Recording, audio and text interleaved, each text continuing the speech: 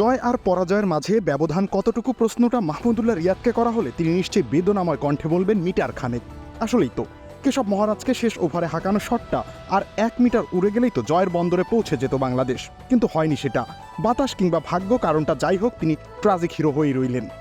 যদিও ম্যাচ শেষ করতে না পারার দায় এড়াতে পারেন না এই ব্যাটার। বিশেষ করে নিজের খেলা শেষ 14 বল থেকে মাত্র 7 রান করেছেন তিনি, সেটাই হয়তো ব্যবধান গড়ে দিয়েছে শেষে। তাছাড়া নিজে দায়িত্ব না নিয়ে তরুণ জাকের আলীকে বারবার স্ট্রাইক দেওয়াটাও দৃষ্টিকটু ছিল। আর নয় ড্যাম্প ওয়ালের সাথে toxic relation, Berger mister expert damp গার্ডই সঠিক সলিউশন। এর আগেও বড় মঞ্চে এই অভিজ্ঞ ফিনিশার ব্যর্থ হয়েছিলেন। 2012 এশিয়া কাপের ফাইনাল, 2016 সালের বেঙ্গালুরুতে ভারত কিংবা 2021 সালের ওয়েস্ট ইন্ডিজ ম্যাচে দুলতে থাকা ম্যাচকে পকেটে পুরতে পারেননি তিনি। এশিয়া কাপের ফাইনালের সময় অবশ্য ব্যাটার হিসেবে রিয়াদ ততটা প্রতিষ্ঠিত ছিলেন না। আবার অন্য প্রান্তে আব্দুর রাজ্জাকও পাওয়ার হিটার হিসেবে বেশ পরিচিতই ছিলেন।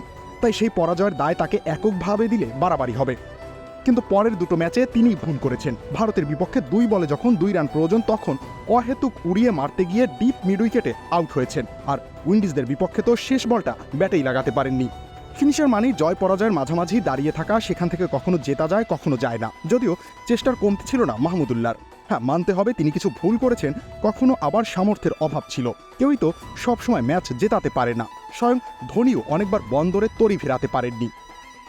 দক্ষিণ আফ্রিকার বিপক্ষের ছক্কাটা হয়ে গেলেই বাংলাদেশ জিতে যেত। সাইলেন্ট কিলারের নামের পাশে থাকতো 27 বলে 26 রান। শ্রীলঙ্কা ম্যাচের মতোই উল্লাস করত পুরো দেশ। তার ছবি আর ভিডিও দিয়ে ভরে যেত ক্রিকেট আঙ্গন। তবে কিছুই হয়নি, স্রেফ 1 মিটারের কমতি ছিল। এর দায় হয়তো তাকে নিতে হবে, কিন্তু চেষ্টার কি আদৌ কমতি ছিল? রবিউল ইসলাম রনি, খেলা 71।